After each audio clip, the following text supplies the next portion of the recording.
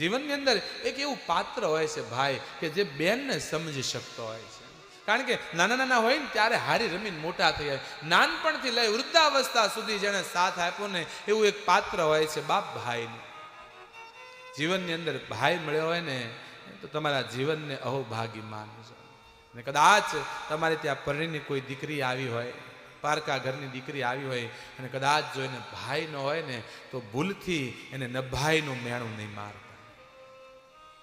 કદાચ રક્ષાબંધનનો પ્રસંગ હોય, ભાઈ બીજનો તહેવાર હોય ને ભાઈ આવ્યો હોય, ભાઈ પોતાની કક્ષા પ્રમાણે બેન માટે લાવ્યો હોય અને કદાચ ઓછું પડતું હોય ને તો બાપ એ ભાઈ એના હૃદયથી લાવતો હોય છે બેન માટે. કોઈ દી બેનને એ વહુને નહીં કહેતા તારો ભાઈ આમ લાવ્યો આટલું ન લાવ્યો. પોતાની કક્ષા કરતા કયા ભાઈને બેનને દેવાની ઈચ્છા ન થતી હોય બાપ. બેનને અપાય એટલું આપી દેજો અને દીકરી માટે રળાય એટલું રળી લેજો બાપ. આ બે પાત્ર એવા છે બધું મેકીને વહી જાતું હોય. બેન કેવું ત્યાગ હે બેન ભાઈ માટે. આપણે કોઈનો દસ્તાવેજ થતો હોય ને એક અંગૂઠો ખાલી મારીએ ને તો આપણી મિલકત દઈ દીધી કહેવાય. પણ એ બેન લગ્ન થઈ સાસરે જતી હોય, એ સોળે શણગાર સજા હોય, કંકુના હાથ કરી, દશેય આંગળી હાથ કરી અને કહેવાય બારહાકને થાપા મારતી જાય. ભાઈ લે આ દશેય આંગળીએ તને થાપા મારીને કહું છું આ બધું હવે તારો, હવે મારે કાંઈ ન જોઈએ. જે કર્યાવર આપ્યો બસ એ મારે કાંઈ ન જોઈએ. બધું ભાઈનું ત્યાગ કરી અને દીકરી વહી જાતી હોય છે. બેનને શું આપી શકીએ આપણે? હું તો કાયમ કહું કદાચ તમારા ઘરે વહુ આવી હોય ને એ ભાઈ બહેનના સંબંધમાં કોઈ દી વચ્ચે નહીં આવતા. ભાઈ એનો આવે ને ક્યારેક લાવે, જે યથાશક્તિ લાવે, એને કોઈ દી મેણું નહીં મારતા. આજે ઘણા ઘણા ઘરોની અંદર બેન આવે ને ભાભીને ગમે નહીં, એની સાસુને ગમે નહીં. બેન ભાઈ બેનના ઘેર જાય તો બેનના સાસરિયા વાળાને ગમે નહીં. રક્ષાબંધનનો પ્રસંગ આવતો હતો અને કહેવાય બેન દૂર રહેતી હતી એટલે બેનને વિચાર કર્યો કે હું ભાઈને રાખડી બાંધવા જાઉં, મારી ભાભીને ગમતું નથી એટલે ફોન કરીને કીધું ભાભી મેં રાખડી પોસ્ટ કાર્ડમાં મોકલી, તમને મળી ગઈ? કે ના બેન નથી મળી. ભાભી મળી જાય ને તો મને ફોન કરજો, ન મળે તો મને કહેજો તો હું રૂબરૂ આવીને બાંધી દઈશ. 2 દિવસ થયા ને ભાભીનો સામેથી ફોન આવ્યો. ભાભી કીધું બેન હા તમે જે રાખડી મોકલાવીને અમને મળી ગઈ. સારું મળી ગઈ, મારા ભાઈને બાંધી દેજો. ભલે. ફોન મેક્યો ને બેન રડવા લાગી. કોઈ પૂછ્યું કેમ રડે છે? ત્યારે બેને કીધું તું મેં રાખડી મોકલી જ નહોતી તો મારે ભાભીને મળી કેમ? મેં રાખડી તો મોકલી જ નહોતી પણ મારે ભાભીને એમ થયું બેન આવશે રાખડી બાંધશે તો 200-500 દેવા પડશે. બાપ એ 500 ની કિંમત નથી પણ રાખડી બાંધીને ભાઈના એ દશેય આંગળીએ બેન ઓવારના લઈને ટચાક્યા ફોડે અને ખમ્મા મારા વીરના આશીર્વાદ આપતી હોય છે. ભાઈ તને કોઈ વાતનું દુઃખ ના આવે.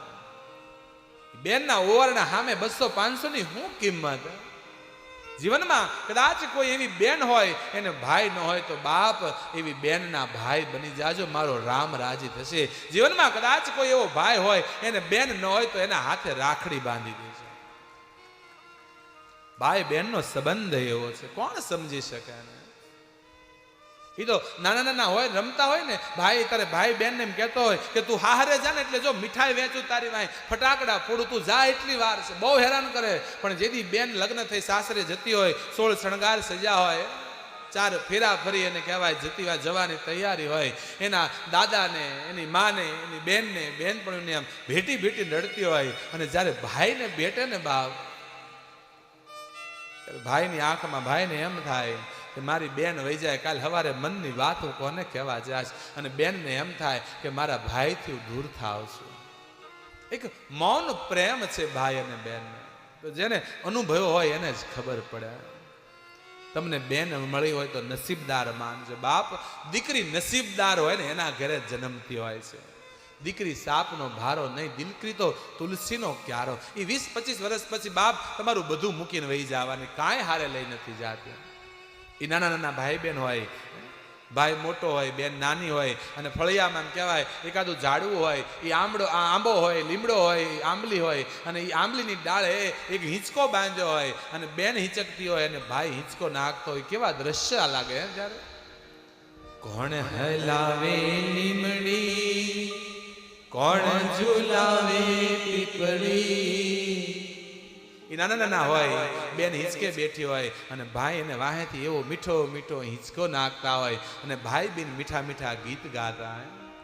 કોણ હલાવે લીમડી, કોણ ઝુલાવે પીપળી, કોણ હલાવે લીમડી, કોણ ઝુલાવે પીપળી, ભાઈની બેની લાડકી ભૈલો ઝુલાવે લાડકી, ભાઈની બેની લાડકી ભૈલો ઝુલાવે લાડકી, ભાઈની બેની લાડકી ભૈલો ઝુલાવે લાડકી, ભાઈની બેની લાડકી ભૈલો ઝુલાવે લાડકી.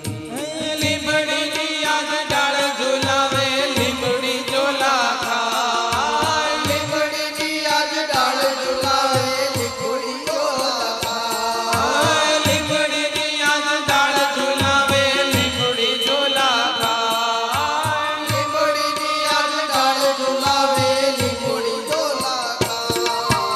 હિંચકો નાનો બેનનો એવો આમ ઝૂલણીઓ જાય, હિંચકો નાનો બેનનો એવો આમ ઝૂલણીઓ જાય. લીલોડી લીમડીએ બેની બા હિંચકે છે, લીલોડી લીમડીએ બેની બાઈ હિંચકે લે, લીલોડી લીમડીએ બેની બા હિંચકે છે, લીલોડી બેની બા હિંચકે ઝૂલે.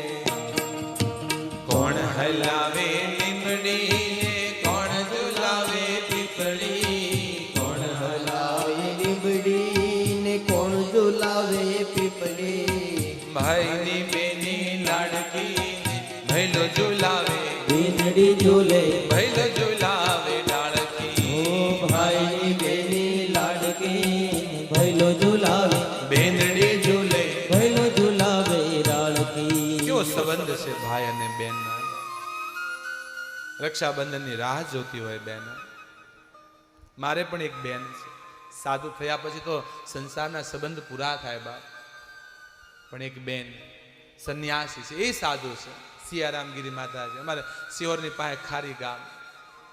હજી યાદ કરે, ફોન આવે ને એની આંખમાં આંસુ આવે, ભાઈ તું મજામાં તો છો? વિચાર આવે, કોઈ લેના દેના લોહીનો સંબંધ નહીં, તો એ બેનને કેટલો હેત હોય ભાઈ માટે. હજી હમણાં થોડા સમય પહેલા મળવા ગયા ને તો બેને મને વાત કરી કે ભાઈ હું રક્ષાબંધનની રાહ જોઉં છું, મને ક્યારેક ક્યારેક અંદરથી એમ થાય કે મારા ભાઈને રાખડી બાંધ્યા પહેલા હું વહી ન જાઉં ક્યાં. કેટલો હેત હશે બેનનો, વિચાર તો કરો તમે. આ જગતમાં ભાઈ અને બેનના પ્રેમની શું વાત કરવી. કવિઓએ મા દીકરા માટે લખ્યું, બાપ દીકરી માટે લખ્યું, પણ એક સંબંધ ભાઈ અને બેનનો, બાપી મૌન પ્રેમ છે, કોણ વર્ણન કરી શકે. ક્યારેક ભાવનગર આવવાનું થાય, ભાવેણા નગરીને પાદરમાં એક અમારે ગામ છે વલ્લભીપુર, નામ સાંભળ્યું. વલ્લભીપુર તાલુકાનું એક નાનું એવું પંખીના માળા જેવડું ગામ છે લોલિયાણા, નવા ગામ લોલિયાણા કહેવાય. લોલિયાણા એ વખતે મુસલમાનોનું ગામ છે.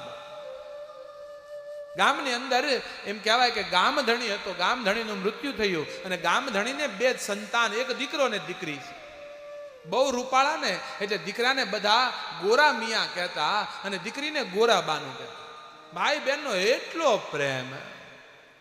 બેનને ભાઈએ કોઈથી મા બાપની યાદ નહીં આવવા દીધેલી અને બેન ભાઈને એટલી રાખે કે ભાઈને કોઈથી મા બાપની યાદ બેન ન આવે. અતૂટ પ્રેમ ભાઈ અને બેનનો. એમાં ધીમે ધીમે બંને યુવાન થયા. બધા કે હવે લગ્ન કરી લો. ભાઈ મોટો હતો પણ ભાઈએ લગ્ન ન કર્યા. ભાઈએ વિચાર કર્યો હું લગ્ન કરું અને કદાચ મારી પત્ની એવી આવી જાય મારી બેનને દુખી કરે, એટલે બેન દુખી ન થાય એટલે ભાઈએ લગ્ન ન કર્યા. બેન ઉંમર લાયક થઈ. બધા કે બેન દીકરી તો રાજા હોય ની હોય કે રંગની, બાપ સાસરીએ તો વળાવી જ પડતી હોય છે. બધા કે હવે ગોરાબાનુના લગ્ન કરવા જોઈએ. ભાઈને દુઃખ સાથે ગોરાબાનુના લગ્ન કર્યા. લગ્ન એમ કહેવાય નજીકનું પીપરાળી ગામ. આ પીપરાળી ગામની અંદર બેનના લગ્ન થયા. પણ ભાઈ બહેનનો પ્રેમ એટલો ને કે લગ્નને રોજ સવારે, લગ્ન પછી રોજ સવારે ભાઈ એ ગોરા મિયા સીધો બેન ના ઘેર. બેન વગર રહી ન શકે. પ્રેમ એટલો. બેનનું મોઢું જોયા વગર એને શાંતિ ન થાય. એક વાર ગોરાબાનુની સાસુએ મેણું માર્યું કે તારો ભાઈ આણામાં ભેગો આવ્યો લાગે છે. આ રોજ ઉઠીને હું આ બધા ભવાડા છે ભાઈ બહેન, તારો ભાઈ આણામાં ભેગો આવ્યો લાગે, રોજ હવારમાં દી ઉગે ને ભાઈ આવીને ઉભો રહે છે. ગોરાબાનું કીધું ભાઈ તું આવ ને, મારી સાસુને ગમતું નથી, મને મેણા મારે છે, તું નહીં આવ ને. ગોરા મિયા કે પણ બેન હું તારા વગર રહી ન શકું, તારા મોઢું જોયા વગર જીવી નહીં શકું. બેન કહે છે ભાઈ હું પણ જીવી ન શકું, પણ શું કરું? એક રસ્તો કર્યો છે. એક મિનાર કહેવાય છે, આ ગોરા મિયાએ પોતાના લોલિયાણાના પાદરમાં ઊંચો મિનાર ચણાયો છે, અને આ બાજુ પીપળાળીના પાદરમાં એક ઊંચો મિનાર ચણાયો અને કીધું બેન રોજ સાંજ પડે ને તું મિનાર ઉપર ચડીને દીવો કરજે, બીજી બાજુ હું દીવો કરીશ, આપણે એકબીજાના દીવાને મિનાર ઉપરથી જોશું ને એમ થાય કે ભાઈ બેન મળ્યા એટલો હરખ થાય. પણ બેન એક વસ્તુનું યાદ રાખજે, જેથી તારો મિનાર નહીં દેખાય ને, તારા મિનાર પર દીવો નહીં દેખાય, તેથી તારો ભાઈ જીવતો નહીં હોય. બેને કીધું છે ભાઈ જેથી તારા મિનાર ઉપર દીવો નહીં દેખાય તેથી તારી બેન જીવતી નહીં હોય. ગોરામિયાના લગ્ન થયા, વર્ષોની રોજની પરંપરા, રોજ સાંજ પડે સંધ્યા હાથમે અને બંને મિનાર ઉપર ચડી દીવા કરે, એકબીજાના દીવાને જોવે ને એમ થાય ભાઈ બેન માનો રૂબરૂ મળ્યા હોય. ગોરામિયાના લગ્ન થયા, થોડો સમય વીત્યો. એકવાર ગોરામિયાને બારગામ જવાનું થયું, સાંજે આવતા મોડું થવાનું. ગોરામિયાની પત્નીને કીધું કે તું સાંજે મિનાર ઉપર દીવો કરવો નહીં ભૂલતી. એની પત્નીને થયું હું આ રોજ ભાઈ બહેન ના એક ભવાડા બધા, એને દીવો કર્યો નહીં. સાંજ થઈ છે, રાત્રિ ઢળી છે, બેન મિનાર ઉપર ચડી અને દીવો કર્યો છે, મારા ભાઈનો હમણાં દીવો થાય, હમણાં દીવો થાય. પોતે દીવો કરેલો દીવામાં દિવેલ ખૂટું આવ્યું, ભાઈનો દીવો જોયો નહીં. બેનને હૃદયમાં ફાળ પડી, ક્યાંક મારો ભાઈ આ દુનિયા છોડી તો નહીં દીધી હોય. આમ બેનને હૃદયમાં ફાળ પડી. બીજી બાજુ એ ગોરા મિયાને એમ થયું ઓહ મારી પત્ની દીવો કર્યો છે કે નહીં. એ દોડીને કહેવાય છે ગોરા મિયા દોડીને ઘેર આવ્યો છે. એની પત્નીને કીધું દીવો કે ના હું તો ભૂલી ગઈ. દોડીને મિનાર ઉપર ચડ્યો અને મિનાર ઉપર ચોડી અને પીપળાળીના પાદરમાં નજર કરી તો મિનાર ઉપર દીવો જગતો. આ બાજુ લોલિયાણાના પાદરમાં દીવો થયો નહીં, પીપળાળીના પાદરમાં દીવો બુજાઈ ગયો છે. ભાઈએ વિચાર કર્યો કે દીવો નથી, મતલબ મારી બેન હવે આ દુનિયામાં રહી નહીં હોય. આ બાજુ બેને કહેવાય મિનાર ઉપરથી પડતું મેક્યું, પોતાના પ્રાણ છોડ્યા અને લોલિયાણાના પાદરમાં ભાઈએ મિનાર ઉપરથી પડતું મેક્યું અને પોતાના પ્રાણ છોડ્યા. બાપ ભાઈ બેને એકબીજાના પ્રેમમાં પ્રાણ દીધાના દાખલા આ ધરાની અંદર દબાઈને પડ્યા છે. આજ પણ લોલિયાણાના પાદરમાં હજી મિનાર ઊભો છે બાપ, અડીખમ મિનાર. આજ પણ એ ભાઈ અને બેનના પ્રેમની ગાથાઓ ગાય છે. આ સંબંધ છે ભાઈ અને બેન.